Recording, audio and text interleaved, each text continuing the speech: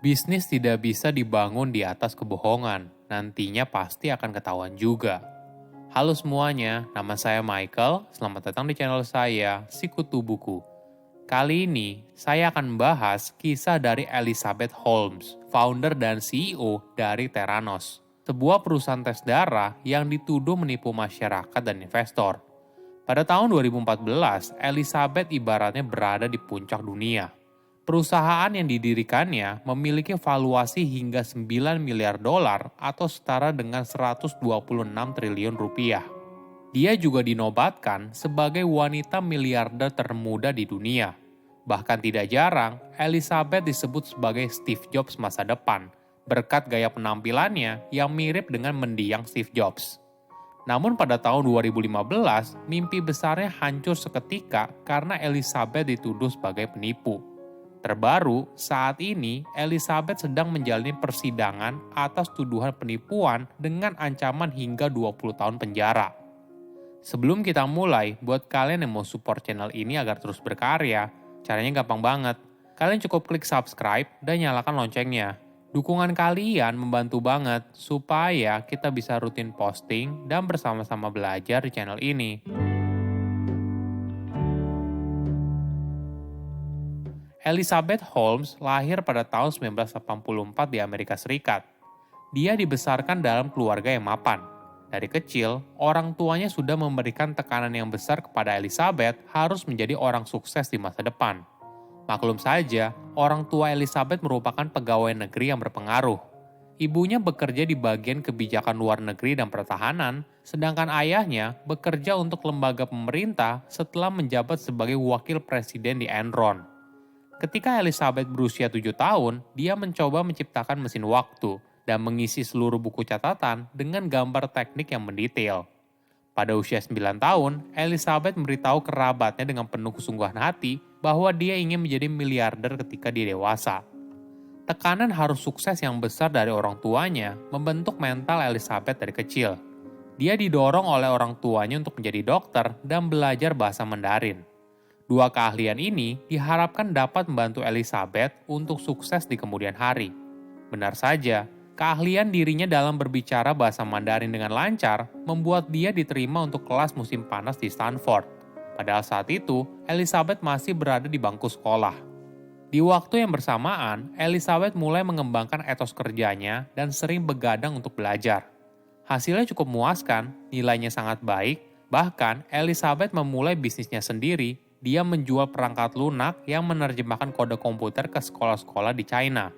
Elizabeth pun melanjutkan pendidikan di Universitas Stanford pada tahun 2002 dan mengambil jurusan Chemical Engineering. Ketika masih jadi mahasiswa baru, dia berhasil menjadi presiden sarjana. Suatu kehormatan ditambah uang saku 3.000 dolar atau setara 42 juta rupiah untuk menjalankan sebuah proyek penelitian. Elizabeth lalu menghabiskan sepanjang musim panas menjadi karyawan magang di Genome Institute di Singapura. Dia berhasil mendapatkan pekerjaan tersebut berkat bahasa Mandarin yang dikuasainya. Di tahun kedua, Elizabeth mendapat restu dari salah satu profesornya untuk mendirikan perusahaan yang diberi nama Real Time Cures, cikal bakal dari Theranos di kemudian hari. Saat itu, dia datang dengan ide sebuah alat yang bisa memindai pemakainya jika terjadi infeksi dan melepaskan antibiotik sesuai kebutuhan. Ide ini tentu saja luar biasa, namun ahli farmakologi klinis di Stanford mengingatkan Elizabeth kalau ide tersebut tidak akan berhasil. Penolakan ini tidak membuat dia menyerah. Elizabeth merupakan wanita yang gigih ketika dirinya sudah tertarik pada suatu hal.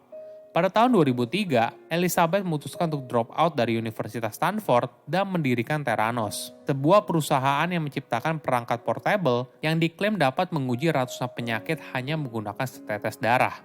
Elizabeth juga mengklaim alat tes darahnya lebih murah dan lebih portable daripada tes darah tradisional.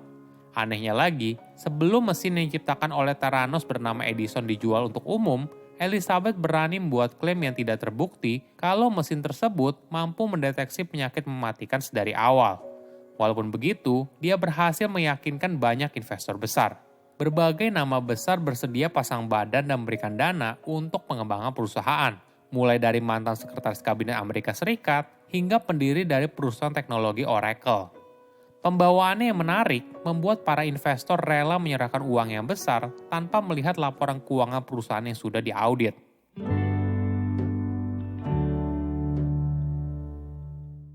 Ada fakta yang unik. Elizabeth merupakan penggemar berat dari Steve Jobs. Saking cintanya, dirinya bahkan menggunakan pakaian yang sama yaitu turtleneck hitam. Walaupun dia tidak punya kualifikasi medis yang kuat, karisma dan passion Elizabeth yang tinggi atas ide yang besar membuat banyak orang kaya dan investor bersedia berinvestasi jutaan dolar pada perusahaannya. Ditambah lagi, dukungan dari keluarganya. Kakek buyutnya merupakan seorang ahli bedah hebat dan namanya diabadikan dalam sebuah rumah sakit. Bukan hanya itu, ayah dari istri kakek buyutnya merupakan pendiri dari perusahaan ragi yang mengubah industri roti di Amerika Serikat. Latar belakang keluarga yang kuat membuat Elizabeth dianggap sebagai sosok yang berpengalaman dalam bidang kesehatan dan memiliki ketajaman bisnis yang kuat. Pada tahun 2013, Theranos berhasil mendapatkan kerjasama dengan perusahaan waralaba apotik bernama Walgreens Boots Alliance. Kerjasama ini termasuk rencana untuk menaruh semua mesin tes Theranos di ribuan toko Walgreens di seluruh Amerika Serikat. Bahkan lebih gilanya lagi, dalam sebuah presentasi kepada Walgreens, Elizabeth berbohong kalau alat tesnya dipakai oleh militer Amerika Serikat saat pertempuran di Afghanistan. Kebohongan Theranos terungkap oleh John Carreyrou atas artikel yang dimuat di Wall Street Journal pada tahun 2015. Sebagai informasi, John merupakan seorang jurnalis yang memenangkan 2 kali Pulitzer Prize, yang merupakan penghargaan tertinggi dan paling bergengsi dalam bidang jurnalistik. Terlepas dari intimidasi dan ancaman tindakan hukum, mantan karyawan Theranos mulai berbagi pengalaman mereka tentang perusahaan, teknologi, dan praktik bisnisnya. Mereka mengungkapkan kebohongan yang dilakukan Theranos kepada para investor, teknologi yang berulang kali gagal, dan hasil tes salah yang dikirim kepada pasien. Pada awalnya, Elizabeth dengan keras menyangkal klaim yang dibuat terhadap dirinya dan perusahaan. Theranos bahkan mengancam akan menuntut John yang dianggap sebagai musuh perusahaan. Meskipun demikian, pada tahun 2018, Elizabeth mengundurkan diri sebagai CEO dan didakwa melakukan penipuan karena diduga menyesatkan investor dan dengan sengaja membuat klaim palsu tentang teknologi pengujian darahnya. 3 bulan kemudian, Theranos secara resmi ditutup setelah penyelidikan oleh FBI. Tidak berhenti sampai di situ, pada tahun 2021, Elizabeth terancam hukuman penjara hingga 20 tahun apabila terbukti bersalah.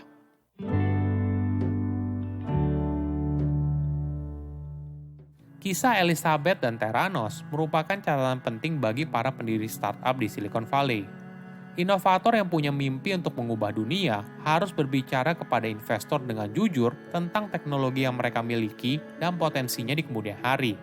Hal ini disebabkan banyak pendiri startup punya moto "fake it till you make it". Namun perlu dipahami, prinsip "fake it till you make it" awalnya berasal dari filosofi berpikir positif. Kamu dapat melakukan sesuatu hanya dengan yakin pada dirimu sendiri kalau kamu bisa. Dengan konsentrasi penuh, kamu akhirnya bisa mencapai apa yang kamu inginkan. Perlu digarisbawahi, prinsip fake it till you make it ibaratnya tentang menipu diri sendiri, bukan menipu orang lain.